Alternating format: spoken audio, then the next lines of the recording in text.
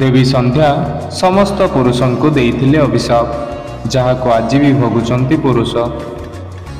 ବନ୍ଧୁଗଣ, ଏକ ପ୍ରାଚୀନ କଥା ଅନୁସାରେ ଦେବୀ ସନ୍ଧ୍ୟାଙ୍କ କାରଣରୁ ସମସ୍ତ ପୁରୁଷ ଜାତିକୁ ଅଭିଶାପ ମିଳିଛି। ତେବେ ଚାଲନ୍ତୁ ଆମେ ସେହି ବିଷୟରେ ଏହି ଭିଡ଼ିଓ ମାଧ୍ୟମରେ ଜାଣିବାକୁ ପାଇବା। ଭିଡ଼ିଓଟିକୁ ମୂଳରୁ ଶେଷ ଯାଏଁ ଦେଖନ୍ତୁ, ଯାହାଫଳରେ ଆପଣମାନେ ସବୁ କଥା ଜାଣିପାରିବେ। ପ୍ରାଚୀନ ପୌରାଣିକ କଥା ଅନୁସାରେ ଥରେ ଦେବର୍ଷି ନାରଦ ମହାଦେବଙ୍କୁ ଦର୍ଶନ କରିବା ପାଇଁ କୈଳାସ ଯାଇଥିଲେ। ନାରଦ ମହାଦେବଙ୍କୁ ସନ୍ଧ୍ୟାଙ୍କ ବିଷୟରେ ପଚାରିବା ସହିତ ସେ କାହିଁକି ସମସ୍ତ ପୁରୁଷ ଜାତିଙ୍କୁ ଅଭିଶାପ ଦେଇଥିଲେ ସେ ବିଷୟରେ ପଚାରିଲେ। ଏହାପରେ ମହାଦେବ ଦେବୀ ସନ୍ଧ୍ୟାଙ୍କ ଜନ୍ମ ବିଷୟରେ ଜଣାଇଛନ୍ତି।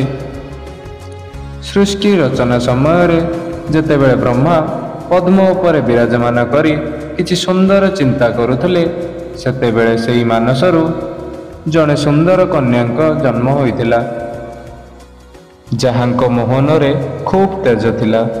ତେଣୁ ତାଙ୍କ ନାମ ହେଲା ସନ୍ଧ୍ୟା। କିନ୍ତୁ ସେ ଏତେ ସୁନ୍ଦର ଥିଲେ ଯେ ତାଙ୍କୁ ଜନ୍ମ ଦେଇଥିବା ବ୍ରହ୍ମାଙ୍କ ମନରେ କିଛି କ୍ଷଣ ପାଇଁ କାମନା ଭାବ ଜାଗ୍ରତ ହେଲା, ଯାହାକୁ ଦେଖି ସନ୍ଧ୍ୟା ବହୁତ ଦୁଃଖିତ ହେଲେ ଏବଂ ସେଠାରୁ ଚାଲିଗଲେ ଏବଂ ଚନ୍ଦ୍ରଭାଗା ପର୍ବତ ପାଖରେ ବସି କେଉଁ ଭଗବାନଙ୍କୁ ତପସ୍ୟା କରିବେ ଭାବି ଭାବି ଲୋହଲୋହିତ ହୋଇଗଲେ। ସେହି ବାଟ ଦେଇ ମହର୍ଷି ବଶିଷ୍ଠ ଯାଉଥିଲେ ଏବଂ ସନ୍ଧ୍ୟାଙ୍କୁ ଏକୁଟିଆ ଦେଖି ତାଙ୍କୁ କାରଣ ପଚାରିଲେ। ଦେବୀ ଉତ୍ତରରେ ସେ କାହାକୁ ତପସ୍ୟା କରିବେ ବୋଲି ମହର୍ଷି ବଶିଷ୍ଠଙ୍କୁ ପଚାରିଲେ। ମହର୍ଷି ଦେବୀ ସନ୍ଧ୍ୟାଙ୍କ ପ୍ରଶ୍ନରେ ଉତ୍ତର ଦେଇ କହିଲେ, ତୁମ ମନ ଏବଂ ବସ୍ତ୍ର ପବିତ୍ର ରଖି ଭଗବାନ ବିଷ୍ଣୁଙ୍କୁ ତପସ୍ୟା କର, ତାହେଲେ ଯାଇ ଆପଣ ଫଳ ପାଇପାରିବେ। ଦେବୀ ସନ୍ଧ୍ୟା ମଧ୍ୟ ଖୁବ୍ ଖୁସି ହୋଇଗଲେ ଏବଂ ସମସ୍ତ ନିୟମକୁ ପାଳନ କରି 4 ଯୁଗ ପର୍ଯ୍ୟନ୍ତ ନିଜର ତପସ୍ୟା ଜାରି ରଖିଲେ। ତାଙ୍କର ଏପରି ତପସ୍ୟାକୁ ଦେଖି ସବୁ ଦେବତା ଆଶ୍ଚର୍ଯ୍ୟ ହୋଇଗଲେ। ଭଗବାନ ବିଷ୍ଣୁ ତପସ୍ୟାରେ ପ୍ରସନ୍ନ ହୋଇ ମନୋହର ଚତୁର୍ଭୁଜ ରୂପ ଧାରଣ କରି ସନ୍ଧ୍ୟାଙ୍କ ନିକଟରେ ପ୍ରକଟ ହେଲେ। ଭଗବାନଙ୍କ ରୂପକୁ ସ୍ୱୟଂ ଦେଖି ସନ୍ଧ୍ୟା କିପରି ସ୍ତୁତି କରିବେ ଭାବି ପାରୁନଥିଲେ। ଭଗବାନ ବିଷ୍ଣୁ ଜାଣିପାରିଲେ, ତାଙ୍କୁ ଦିବ୍ୟ ଜ୍ଞାନ ଏବଂ ଦିବ୍ୟ ଦୃଷ୍ଟି ଦେଲେ ଏବଂ ଦେବୀ ସନ୍ଧ୍ୟା ଖୁବ୍ ଭକ୍ତିରେ ନିଜ ସ୍ତୁତି କରିବାରେ ଲାଗିଲେ। ଏଥିରେ ଭଗବାନ ବିଷ୍ଣୁ ଖୁସି ହୋଇ 3ଟି ବର ମାଗିବାକୁ କହିଲେ।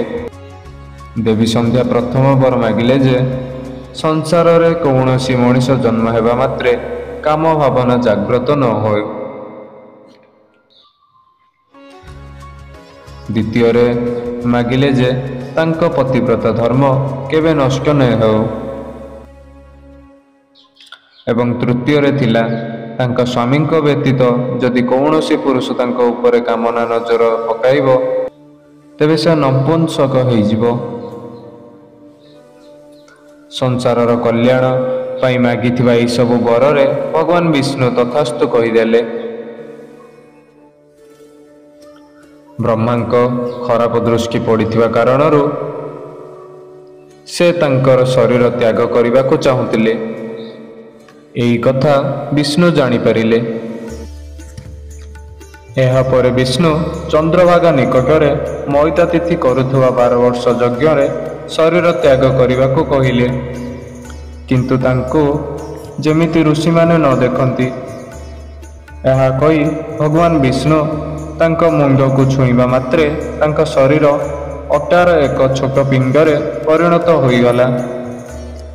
କାରଣ ସେହି ମହର୍ଷିମାନେ ସଂସାରର ଭଲ ପାଇଁ ଯଜ୍ଞ କରୁଥିଲେ, ତେଣୁ ସେଥିରେ ମାଂସ ପଡ଼ି ଅପବିତ୍ର ନ ହେଉ, ସେଥିପାଇଁ ଭଗବାନ ବିଷ୍ଣୁ ଏପରି କଲେ।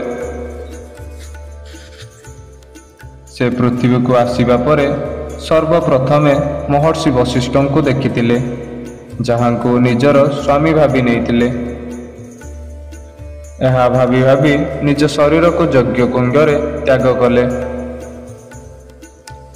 ଏହାପରେ ସୂର୍ଯ୍ୟଦେବ ସନ୍ଧ୍ୟାଙ୍କ ଶରୀରକୁ ସୂର୍ଯ୍ୟମଣ୍ଡଳକୁ ନେଇ ପିତୃପୁରୁଷଙ୍କୁ ପ୍ରସନ୍ନ କରିବା ପାଇଁ 2 ଭାଗ କରି ରଥରେ ସ୍ଥାପନ କଲେ। ଉପର ଭାଗ ପ୍ରାତଃକାଳ, ତଳ ଭାଗ ସନ୍ଧ୍ୟାକାଳ ହେଲା।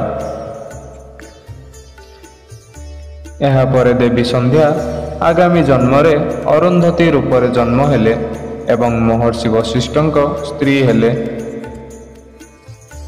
ତେଣୁ ସନ୍ଧ୍ୟାଙ୍କ କାରଣରୁ ହିଁ ଏହି ପୃଥିବୀରେ ଜନ୍ମ ହେଉଥିବା ପ୍ରତ୍ୟେକ ମନୁଷ୍ୟ କାମନା ରହିତ ହୋଇ ଜନ୍ମ ହୋଇଥାଏ।